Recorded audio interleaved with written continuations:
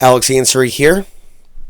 Today's date is March 22nd in the year 2018.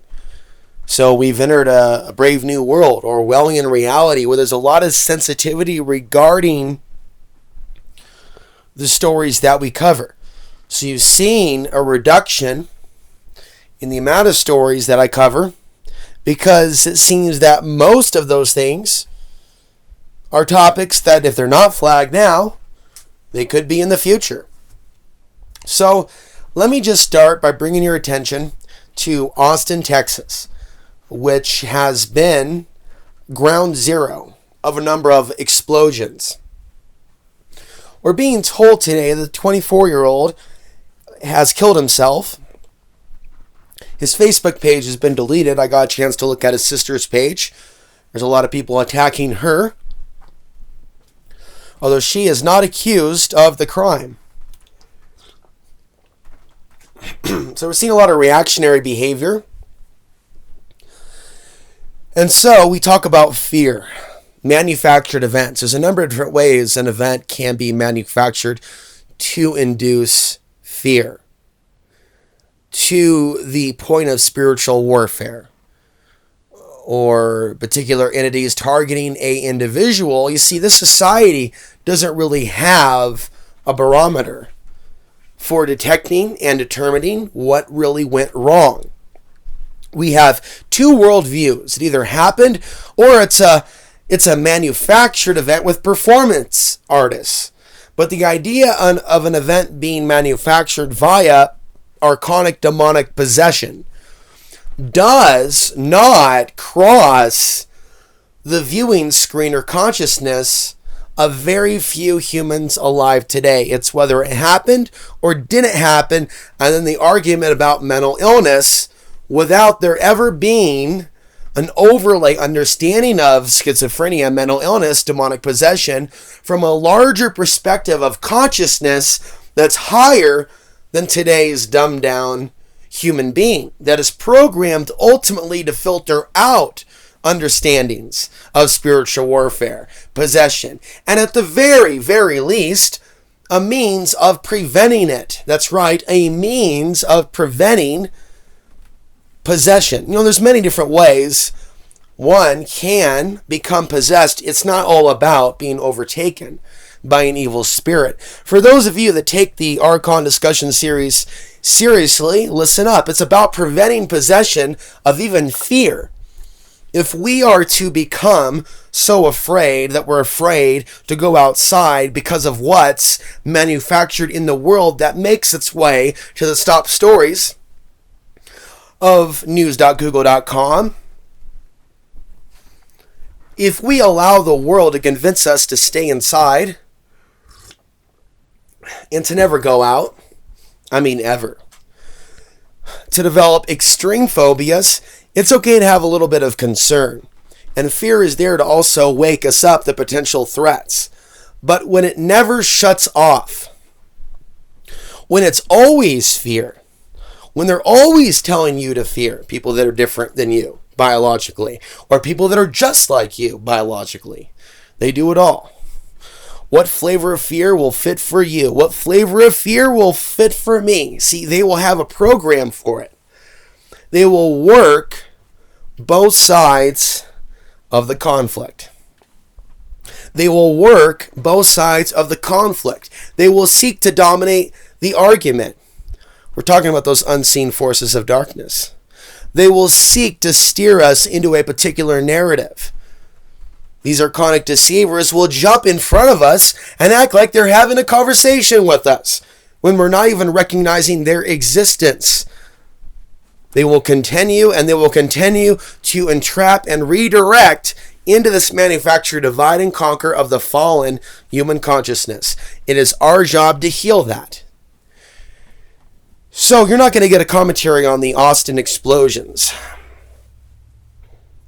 anywhere but here, if you want it outside the box. Here's what you're going to hear from others. Oh, it's another white person. Oh, it's another white terrorist. Oh, it's a this. Oh, it's a that. Well, I'm glad they're not blaming this on Middle Eastern immigrants. But it doesn't change the fact that we're in this one world government that will manufacture events, right, to instill fear and a cry for greater security. They may, in some cases, demonize a particular group or a particular sex, like men or men in general, or certain kinds of men. Always beware of that program. Those men and this group. And now we have to get rid of them and this seed and everything will be okay. And then when you step back from higher consciousness and you see multiple racial groups being played off against multiple racial groups. And you got to take into account, lots of men aren't getting laid these days. But they put up this facade that it's the other one. It's the other racial group that's hurting you, that's suppressing you. We've had heavy geoengineering. You'll have to excuse this, but I have to end a few days of silence and bring you this perspective. Okay? So they manufacture events perpetrated against people's perceived biological enemy that the spiritual parasites that feed on humanity literally use as a sustenance. It is like something out of the Matrix, like the hatched babies and the humans being turned to an actual battery. The fearful emotions as the nation's gripped with fear. You know, there's an overlay, I suspect, and I'm one of the only few to suggest this, an overlay, an interlacing, an interconnection, an interlocking between the supernatural, false flag, supernatural events, staged events, manufactured events, and geomagnetic storms caused by solar flares. Solar flares triggering geomagnetic storms, which directly impacts the human circadian rhythm, human biological functions, human hormonal levels, cycles of war and peace on our planet. Check out the ebook, and at the very least, just spend a minute while I'm talking to you now. Go to alexansary.tv, find the ebook, and then skip to the middle. There's a table of contents. Go to the war cycles. Look at 9/11. Look at the information that I shared about the energy on the planet during 9/11, which people already believe is a stage-managed event full of demon clouds out of the towers and everything. El Diablo, the Archon himself, head demiurge. I'm not saying I subscribe to the idea that those images are legit, but the idea of evil rising. Now this works whether someone believes the official story of 9/11 or the setup. Doesn't matter. Evil is evil. It was an event. It happened. It sent our nation to war. And there are children that were born during that period that are groomed, right, to be security at the concentration camps of tomorrow. That's my concern. Living their whole life being told that people over there did that to them on 9/11. And then, boom, alter their news feed, and now they're being invaded. Watch out for the Hajiba. And see, these are stepping stones of fear that lead our nation into fascism. But is it being done for the greater good of all? It's being done ultimately to enslave the people of this country to other foreign nations later on. In what might as well be their revenge. It doesn't make it right or just. If you identify with being an American as I do, and identify with the idea of being an American in the future on this soil, then you should share my concerns. We all should be concerned about what's being done in our name. So these events could be manufactured to the point where people like Nicholas Cruz and others, and I've talked about others that have acted as if they've been taken over by another consciousness. See, typical humans will just call it mentally ill. They won't understand that there is such a force that could be capable of doing such a thing for the purpose of creating fear that sweeps throughout a planet. that literally shoots up to the almost lines of our magnetic field and drips like a sustenance, like a honey, like blood. And what is blood? It is energy. And there are also different types of human blood.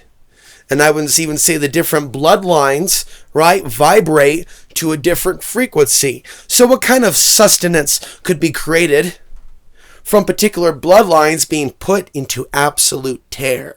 Maybe humans that are naturally of the earth, that have heavy emotions, and putting those humans into a particular environment that excretes through their lifestyles and what they're going through, particular energies that the archons feed on. And it doesn't matter what group's targeted. That includes whites. That'll include whites in South Africa, persecuted because of their race, right? With Canadians saying, no, we're not going to take them, and now the Australian government may, right? But then just create more fear as people watch on YouTube in some cases. All different types of people being victimized, harmed, sexually assaulted, without the authorities actually doing something about the actual problem, but then filming it and letting other people share it. And in a world where we face discrimination based on our free speech, they allow all this bloodshed and extreme pornography of the violent kind to reach children at the age where they're able to type something in or even receive something or see. No holds barred. No limits. And I want you to hold that in your consciousness as we end this podcast. Notice how they're clamping down free speech. But when you look at things like violent pornography and violence, like even kids playing the knockout game, and they'll even show. See, I think you should have to go to a martial arts teacher to learn how to fight and certain things.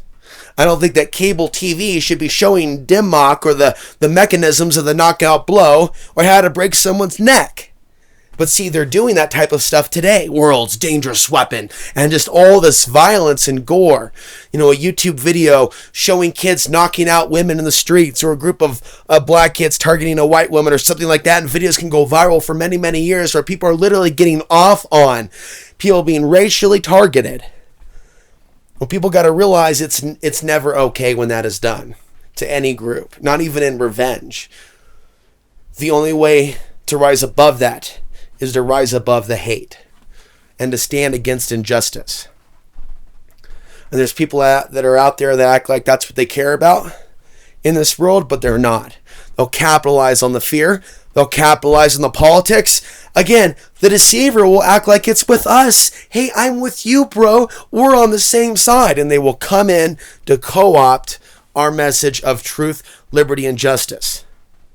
They will try to come in and co-opt and say that's what they represent. And see, now anyone that says they stand for justice is now a social justice warrior, Antifa, somebody to be called a terrorist. Now that is as Orwellian as you can possibly get. How much time does a society have when they're at that level where it gets so Orwellian, where if you say you're against fascism or racism, you're put into a box that's now called an associative terrorism? You can't go anywhere from there. You're boxed in, and it's just a matter of time. So that is the fear that we're under and the reality. And just because that may be the reality doesn't mean that humans should give in to the fear.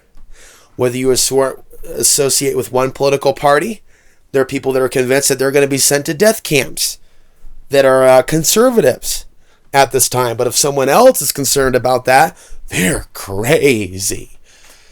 You know, how do we know that there isn't a plan that could involve a lot of different people? But see, they play us off against each other using fear. Instead of people, well, if you're going to be concerned about something, why don't you be concerned about the actual spiritual parasites that are turning us against each other? And take that fear, move it into passion, and rise above that fear. Care more for the existence of future generations than your own skin. When we transcend that, we can transcend fear. When we care more for this world than our own flesh, we can transcend fear of what they will do to us in this world. That's today's podcast. Subscribe if you're new. Go over to Patreon and check out some of the private podcasts that I'll be producing for supporters. There's going to be more coming.